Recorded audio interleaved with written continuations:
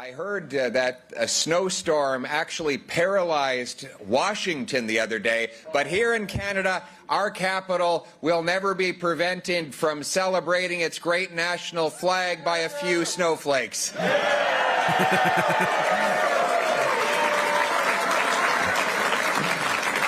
Mais d'abord, il faut m'adresser aux questions qui sont définitivement dans vos têtes maintenant. Il y a deux questions, évidemment. Premièrement, quand vous voyez Anna, vous avez deux questions. Un, pourquoi est-elle avec ce gars? Only be possible because Anna and I understand in Canada. Trade the second, right out of the gate, avec une sucre. I know there's a couple of questions that you have whenever Anna introduces me, so let's address them right out of the gate. First, what you doing with that guy? I don't have an answer. Second, why would she leave a tropical country to trade the warm weather for a toque and earmuffs here in Canada? Well, that is the real question, and that is the subject that we're gathered here today to discuss. Because Anna and I understand that our stories would only be possible here in Canada. Only in this country could a refugee from Venezuela, who started in a basement Montreal apartment and the son of a teenage mother, raised by two school teachers, dream of standing on this stage leading Canada's national founding political party. It's true. Been reformed a few times since, though.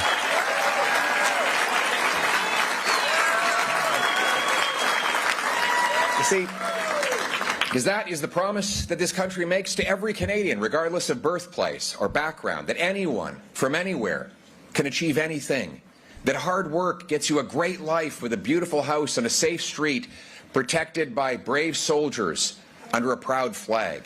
Sometimes it does take a threat to remind us what we have, what we could lose, and what we could become. The unjustified threats of tariffs and 51st statehood of Donald Trump have united our people to defend the country we love. I think so too. I'm happy to hear it. Everybody's taking a hard stance on this, and they should, you know, like, what's the alternative here? Anything else? We must respond at this point. With strength, and strength means leverage.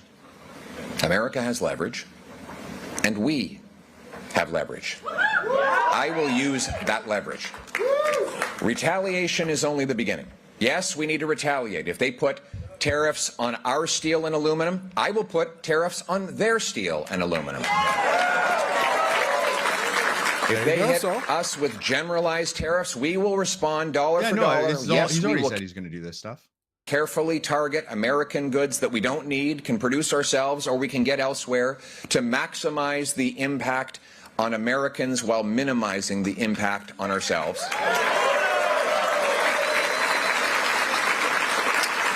100% of the proceeds of these counter tariffs will reimburse our businesses and workers that are directly impacted, and the rest will go to tax cuts to relieve Canadians. Not one penny will go to government spending.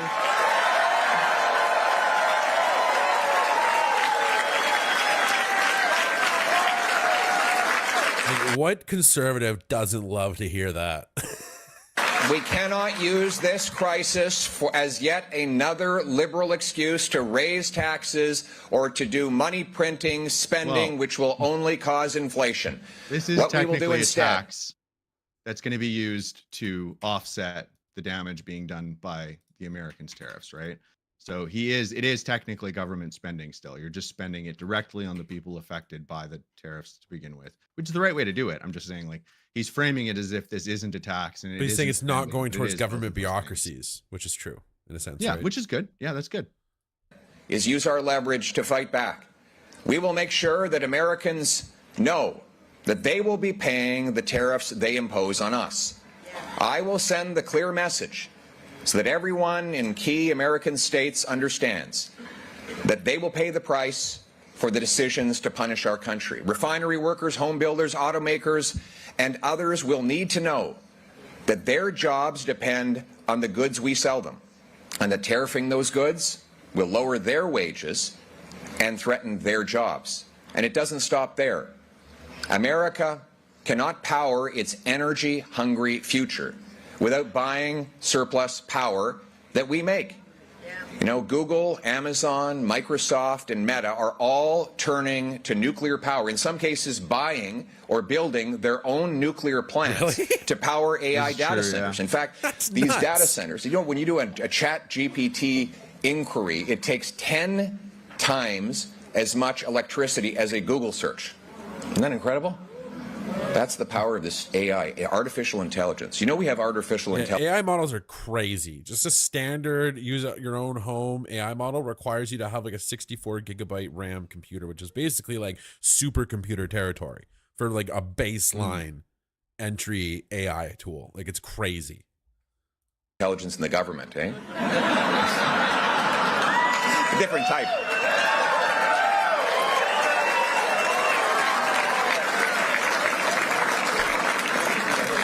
The Americans will need nuclear, natural gas, hydro that can power those centers. And we have cold weather here that reduces the cost of cooling them. We can leverage that power while protecting our people. Americans need our radar, surveillance, ongoing cooperation to keep us both safe against intercontinental and supersonic missiles and other threats. They need our minerals, uranium, oil, and gas.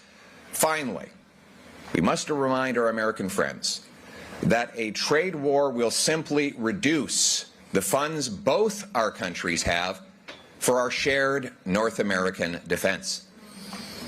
It will make us less safe. As Winston Churchill said, though, you can always count on the Americans to do the right thing after exhausting all other possibilities. Good quote. So let me spell out the possibilities for our American friends and speak directly to them. Option one, you can carry out an unprovoked attack on our economy. Your consumers will pay more and your workers will make less. Gas prices will skyrocket. You just called it an unprovoked attack on our economy. It is. That's good. I'm happy with it. Yeah, no, I agree. Pretty happy with this too. Like, I'm starting to like Trump a lot less. I've said a few times now. I've been really happy to see that he's taken an aggressive stance on this, because I don't think that we can afford to be like a weak in the face of something like this. Like, what do we gain from that, right?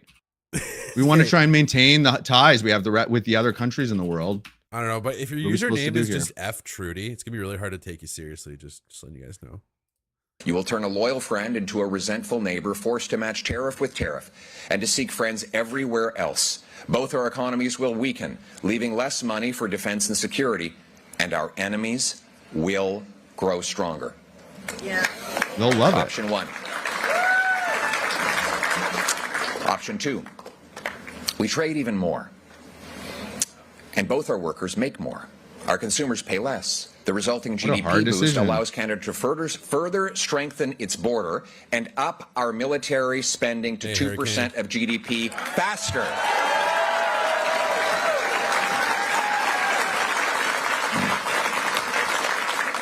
We stop fentanyl, terrorists, supersonic missiles, and other threats. We team up against the unfair trading practices of other countries. Both America and Canada separately, will end up safer, stronger, and richer as a result.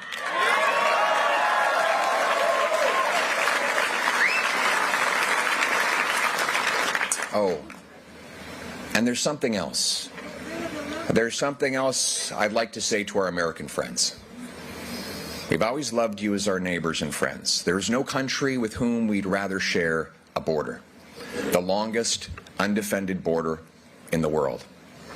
We know America is the biggest economic and military superpower the world has ever known. And we've been a good neighbor. We fought on the same side of the same wars. Yeah. We paid with Canadian lives and treasure to fight for America. Want to know how many times we've asked them for help? Zero. They're the ones who need our help every time they get into conflicts, and we do help them every time. The 9/11 attacks. Yeah. You have your grievance with us. We have ours with you. But I would ask you this question. Which other country would you rather have as your neighbor? Yeah. Russia, probably. Like, I don't even know what the hell is wrong with this guy. Well, Russia kind of is our neighbor, actually. People forget. No, that. I meant for Trump, you know, like, it's like insane. Yeah. The way he talks about those guys compared to us. And if Canada is not your friend, who is? See, Yeah, true. the problem is at times we might be too polite, soft-spoken, and humble for our own good. We are slow to anger and quick to forgive, but never confuse our kindness with weakness. That's well said. It's like the Canadian motto. Yeah, right I've agreed with basically everything he's said so far. So Yeah, and Saul's a liberal, guys. So yeah. not a Trudeau liberal. He has to make that distinction, though.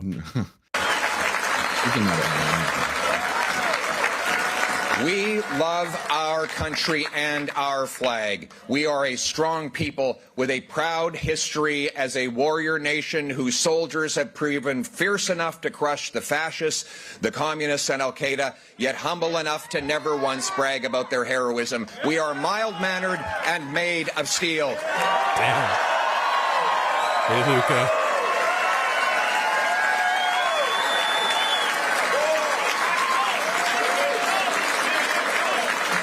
So let me be clear. We will never be the 51st state. We will bear any burden and pay any price to protect the sovereignty and independence of our country.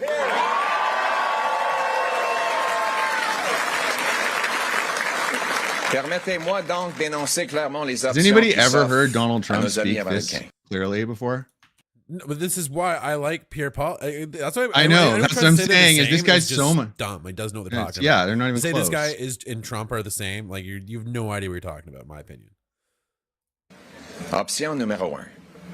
Vous lancez une attaque non provoquée contre nos qu'aujourd'hui, avec laquelle no longer think of them, mais ne confondez jamais notre gentil. On est un peuple fort, mais un État fardeau et on va... Let's simply put, option the American... Which option the Americans will choose is up to them. But let's be honest. We have to be prepared for the worst.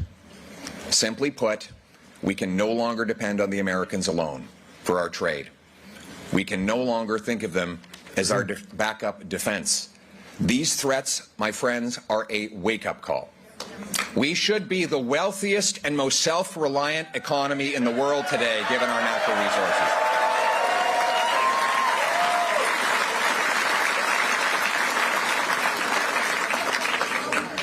But instead, here we are.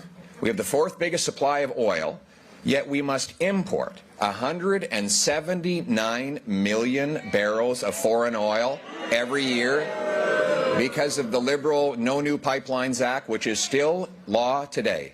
We are the fifth biggest supplier of natural gas, but we can't export a single cubic foot of it overseas because we don't have a single liquefaction facility. The Liberals, according to Trudeau and Carney, they don't believe there is a business case for LNG plants. Yeah, I actually don't think the Pierre's gone and visited Trump once. I think he actually was asked why he hasn't made phone calls. Well, I haven't heard about it, Karma, personally. And he said, I'm not prime minister. And that was in the beginning of December. So unless something's changed since then, I haven't seen anything about him going to meet Trump or even talking on the phone with him. So U.S. homes per person in the G7, even as we have 10 times as much land to build on as the second biggest country, because taxes and bureaucracy block home building, leaving our youth without houses. We sell twice as much to the Americans as we sell to Canadians in other provinces because trade barriers governments impose block us from selling and buying with each other. We have the third most farmland per capita in the world, yet food prices rose 37% faster in Canada over the last 5 years than they did in the U.S. because the Carney-Trudeau carbon tax on farmers and truckers rose the price. Now, what have the Carney-Trudeau Liberals done about this? Well, they doubled the debt. They doubled housing costs. They doubled food bank line. Yeah, I can't find anything about him going and meeting Trump at all. No record of it as far as I can see. They block Canadian energy in favor of dirty dictator oil. They raise taxes on work and investment and have driven an astonishing, eye-watering $500 billion to the United States in Canadian investment that now pays to create American jobs. All of this before a single tariff was applied. Now, Liberals would like to instrumentalize the tariff threat to distract from the record of the Carney-Trudeau Liberals over the last 9 years. They say that we should just forget about all the damage they've done to our country because of the tariffs that might be coming down the road. In fact, the opposite is true. Think of it, my friends. If Carney-Trudeau policies did this much economic harm before tariffs, imagine the devastation they would cause after tariffs. It's funny. First, the Liberals said, Poilievre has no policies. And then they said, okay, he does, but they're really scary. And now they say they agree with all my policies. You know, imitation is the highest form of flattery, but you cannot believe them. My friends, it is not realistic that we would believe a party 60 days before election suddenly reversing itself on absolutely everything. If you want conservative policies, you will have to vote conservative. See that right there? Now he's dividing his policies from Carney's policies. Well, he's trying to. That's misinformation, Judith. Actually, they did not air Carney's Kelowna rallies and BC rallies. They didn't. They didn't air it either. So that's not true.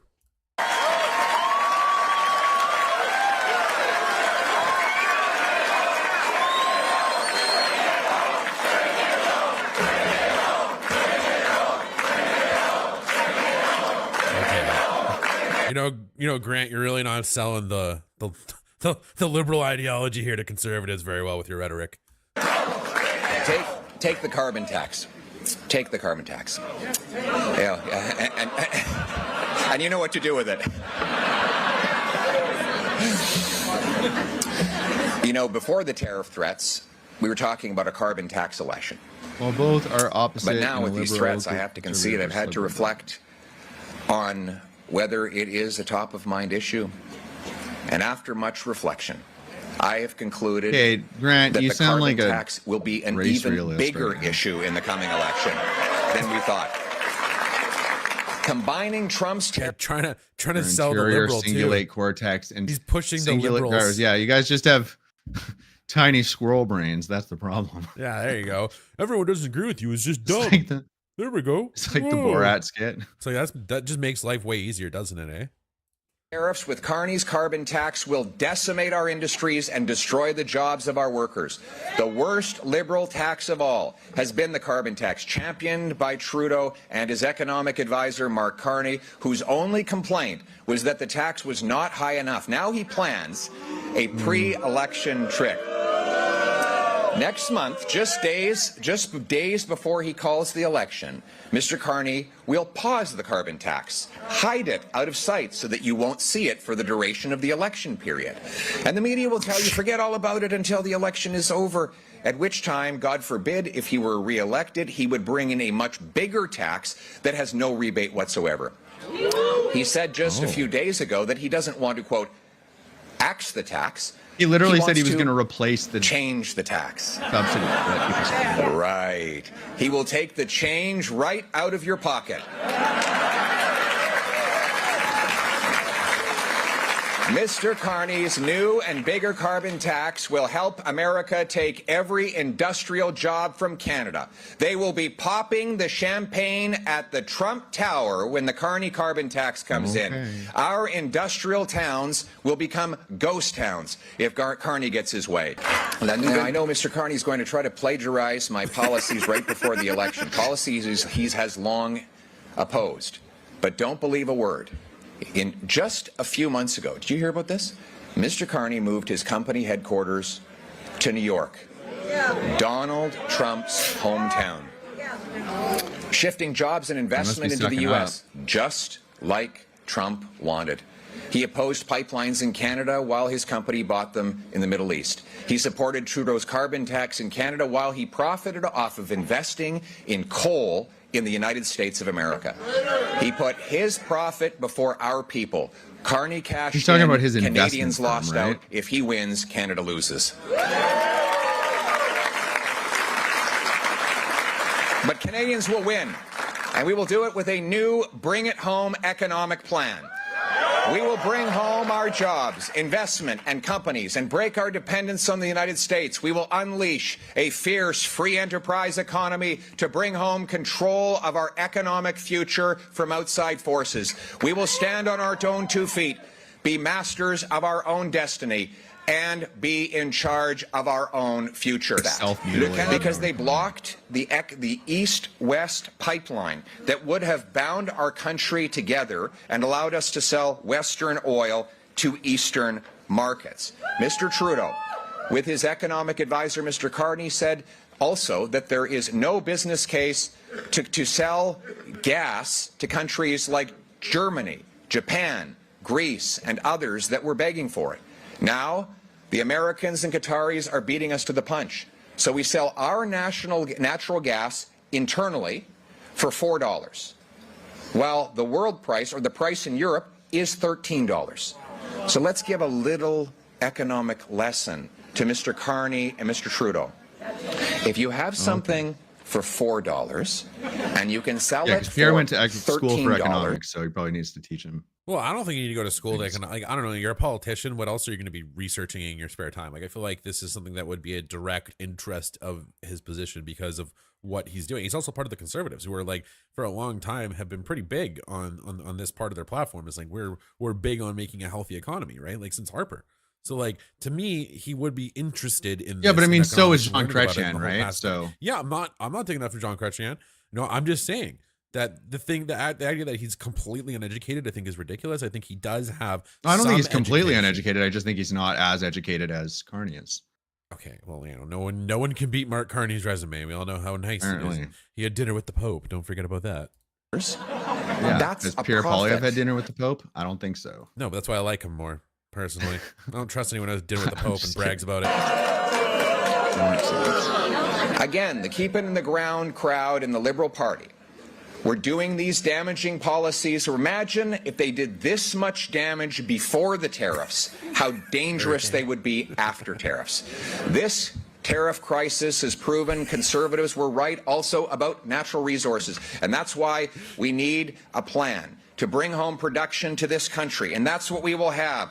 My common sense plan to unleash the production of our resources will allow us to be self-sufficient. We will incentivize Indigenous leaders to support these projects by letting companies pay a share of their federal corporate taxes to local First Nations. Second, I'm announcing, and by the way, that will allow First Nations to spend that on clean drinking water and a better future really for going their into people. that It was so funny. Nobody clapped there, and then he goes, "Clean drinking water," and it was like, "Oh, we know what that means." I want the First Nations people of Canada to be the richest people in the world. That's not going to go well. I am announcing today that within 60 days of taking office, I will Saying that wouldn't go very well with the America First crowd. repeal the unconstitutional no new pipelines Yeah, you law don't hear C-69. There we go. There we go. That's huge. That's huge right there. The You say he's repeal gonna of Bill build a pipeline? C-69. That's huge. That would make it so that the liberal, like all these, like people are calling the liberal red tape, like a lot of these projects have been stopped due to that. From what I understand, that's part of it. It's preventing things from actually progressing. So it's nice to hear he's going to repeal that.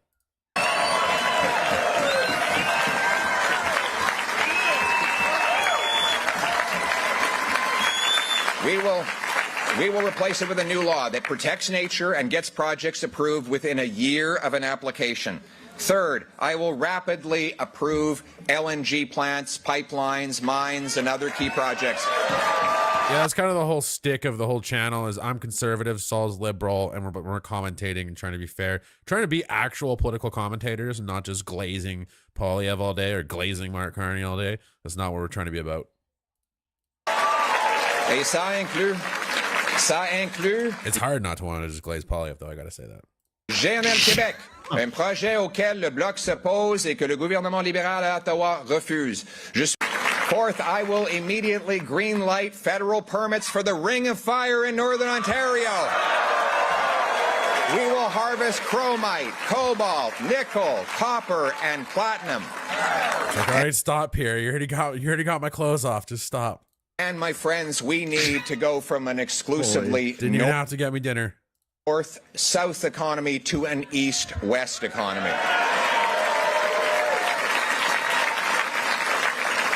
So let me say clearly and unapologetically in French and in English, I support a national west to east pipeline from the prairies to St. John, New Brunswick.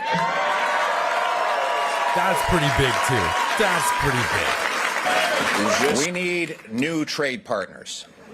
I mean, we sell 75% of our exports to the Americans. I've got a new export partner in mind, a new country that we're going to use to become less dependent on the Americans alone. Great country, nice people, they speak French and English, cold climate. It's called Canada.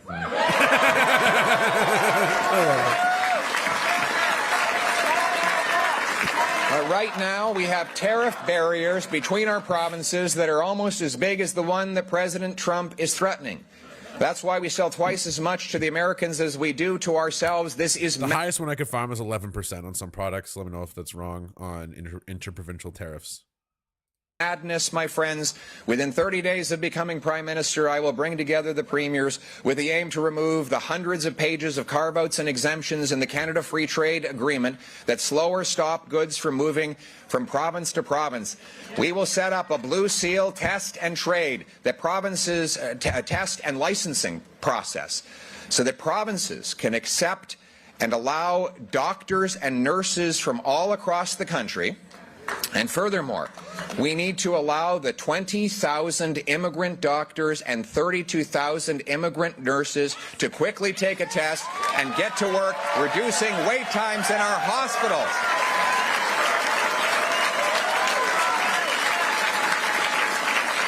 And to get the deal done, this will boost our GDP. Billions of dollars of extra tax revenue will result not from higher rates, but from a bigger, freer economy. And I will use the extra federal revenue from free trade to pay a bonus to each province that voluntarily knocks down barriers and opens up its market to fellow Canadians. I'm so proud to be Canadian. No one's going to take that away from me. I don't care who's representing me. I represent Canada, not Trudeau, not Poilievre. We as Canadians represent Canada. Just don't let anyone take that away from you.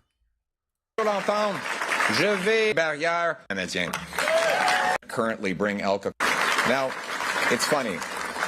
While people can't currently bring alcohol across Canada, they can easily traffic deadly doses of fentanyl, guns, and illegal migration into Canada. We must take back control of crime, drugs, and the border from the radical, borderless, woke ideology of the Carney-Trudeau Liberals. They allow 99% of shipping containers to enter uninspected. Trumpy, the government's own report says there are as many as 500,000 people here illegally. Oh, new subscriber, Mitch. Thanks for subscribing, buddy. Appreciate it. They admit they're not quite sure because they've lost count. Yeah, and if you've subscribed and your name didn't come on the screen, that's just because of your settings. If you're not publicly subscribed, it won't come up on the screen, unfortunately. Or perhaps they just can't count. That might be the answer. My Canada First plan will deploy military helicopters and surveillance to the borders, add 2,000 new border agents, expand the powers to patrol the full border, install new high-powered scanners, towers, and drone systems, and track departures so that we actually know if the people deported have left the country.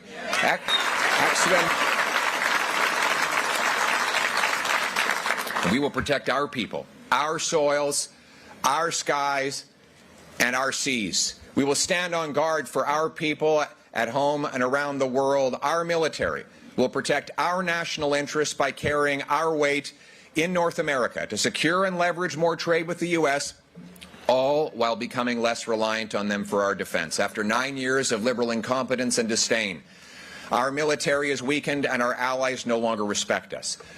Job one for a new Conservative government rebuilding our armed forces is to protect our true north. Hostile powers like China and Russia want our resources, our shipping routes, and to be within striking distance of our continent. We won't let them. We will defend our seas, skies, and soil. We will always be the true north, strong and free. Let's go. Yes. Part one. That's what I mean. Like, he tells me things I love to hear. This is what I mean, right? Like things I feel like I said that first, man. He took that from me. I swear to guys watching us.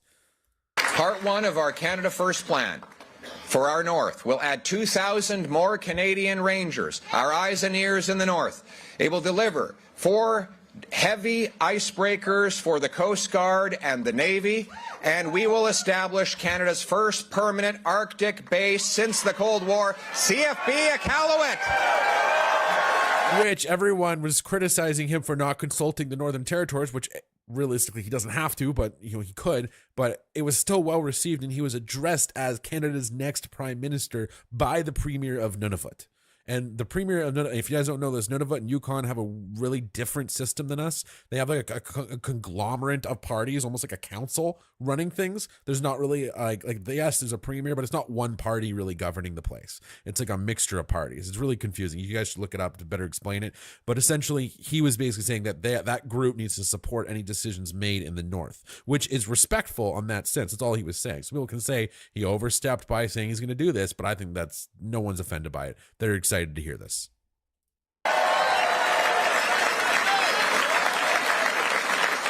On va ajouter 2000 Rangers canadiens. On va livrer 4 brise-glaces lourdes à la marine et à la garde côtière canadienne. The aircraft that will, the new F-35s and Poseidons. The aircraft. It's like 41.7 million, I think, the population of Canada right now, top of my head. That will detect, deter, and if necessary, destroy threats in the north. The base will also... Sorry, it's 40.1. I don't know where the hell I got 41.7. Help NORAD protect our continent. We will cut red tape and speed up delivery on already planned missiles, refueling aircraft, upgrades to the forward operating locations in Inuvik, Yellowknife, Goose Bay, early warning aircraft, new submarines, tactical helicopters, and new satellite ground stations will protect our Arctic and all Canadians. And our military will be guided by a warrior culture and not a woke culture.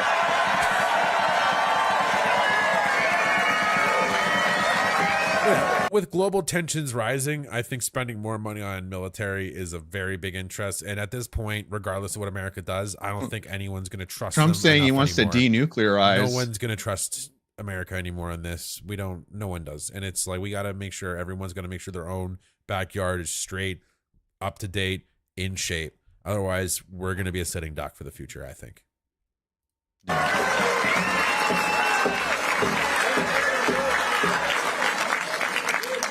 My friends, we are a strong nation. No outside force can stop us unless we let them. But just as terrible economic policies have threatened our economic independence, so too have the radical post-national ideologies that say that Canada has no core identity threatened our national sovereignty.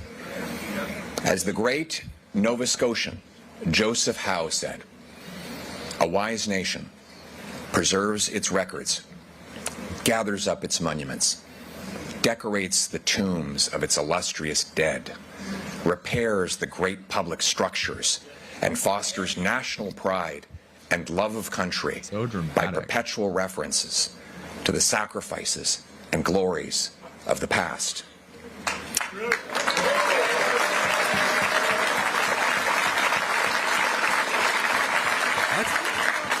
We will end cancel culture and stop the war on our history.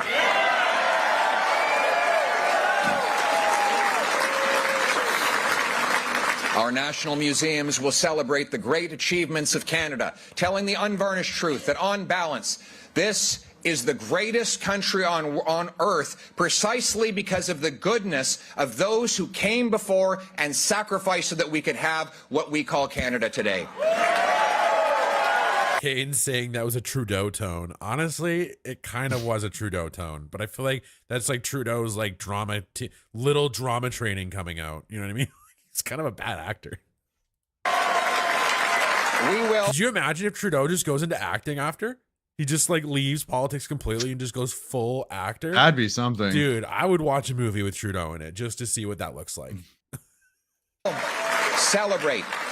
We will celebrate rather than tearing down our heroes in history. We will defeat this insidious and divisive cancel culture that sought to destroy our... It's like a Rocky remake, and he plays Rocky, and he's like boxing and getting ready. Like national pride and monuments. They've even tried to destroy the great founder of this country, John A. Macdonald. Well, I've got a message for them. If there were no John A. Macdonald, there would be no Canada. Arthur is saying Trudy would play a woman well. Under a conservative government, I promise you we will build new statues and name new public structures after the great founding prime minister of our country. And then there's our passport. We will restore Terry Fox, Vimy Ridge. Oh, is Terry Fox coming through? We will restore Terry Fox, Vimy Ridge, the famous five, the Blue Nose, the Fathers of Confederation, Indigenous people, and our military heroes to our passport. You know, the fact is he put Indigenous people in that category, right? Like he looks at it as we need something that needs to be strengthened. I think he's really to benefit the country. Heading for that vote right now. Okay, like he's trying to. Well, usually they all vote. You don't think he's trying to win that? They all vote. You know, I'm not going to say that. I know. I agree. I think that he probably realized he's got a weak spot with the Indigenous people. Most family members we have that are First Nations. Well, the one family member we have that are couple. Actually, the one we talk to, the rest we don't really talk to. That is, you know, more First Nations than we are. We're a little bit. Loves the NDP. Everyone else I deal with, I know up here who's First Nations, loves the NDP. They all love the NDP. I don't know why. I think you just have an old, like what they used to do. Our heritage and citizenship departments will be using a policy of promoting our common national identity. That will be embedded in our immigration policies, in our heritage policies, and in everything we do. The goal is not to erase differences, but to bridge them. We will strengthen the bonds of common country between Canadians of different background, race, birth, region. It starts with the institutions that bring us together. I will massively expand the Cadet Corps and the Junior Rangers to bring our youth. And there's no more important moment than when you become a citizen as an immigrant to this country. It's a precious inheritance. I've been to some of these beautiful citizenship ceremonies. They're very emotional. Most immigrants used to take the entire day off so they could celebrate and take pictures. Yet the Liberals, since COVID, have been phasing them out and instead replacing them with online ceremonies. They're even working on what they call click citizenship, where you become a citizen by clicking online. Really? The citizenship oath is a special moment look into that. and should not be a simple administrative nuisance like renewing your driver's license. But my government will restore in-person citizenship ceremonies. And we will add We will add the following words to the existing oath. I pledge gratitude to those who worked, sacrificed, and gave their lives to defend the freedom I now enjoy and to build the country I now call home. Like the people before me, I pledge to fulfill my duties as a Canadian citizen. We will leave the world's problems at the door. On va laisser les problèmes du monde à la porte. Ours is a nationalism not based on bloodlines, birthplace, or background. Whether your name is Martin or Mohammed, Poilievre or Patel. Tremblay. Hi there, Mr. Patel. Good to see you. It's like Smith. Or like Tremblay. Tremblay, Tang, Singh, Smith, or Steinberg. Whether you're from Tuktoyaktuk or Trois-Rivières, Okanagan or Armagh, Calgary or Cavendish, we are all Canadians and Canadians first.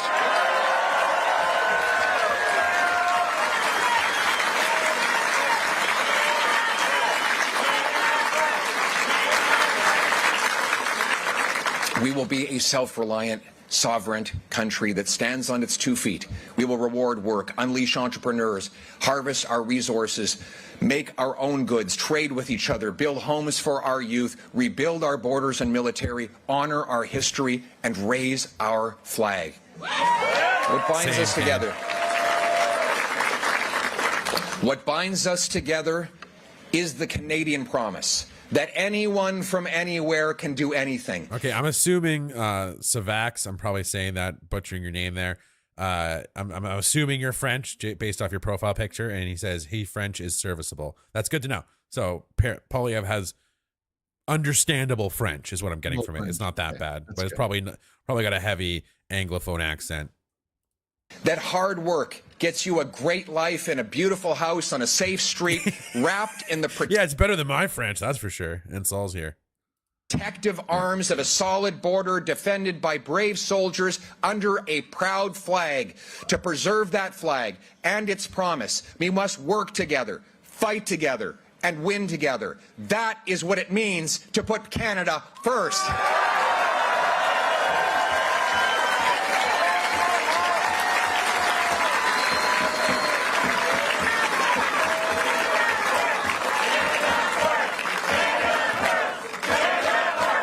It seems even like a lot of our liberal viewers, in a sense of like a lot of people who are just upset with Trump and want to just paint him as a mini Trump. I think they're losing that argument with this whole platform speech. Well, some of it's a little Trumpy, some of it's a little less. Yeah, but he's horrible. not. I agree with a lot of the stuff trying he's to get in saying. bed with Trump, right? He's not slapping on his knee pads. Yeah, which is good. Yeah, you don't hear a large sucking sound over the border.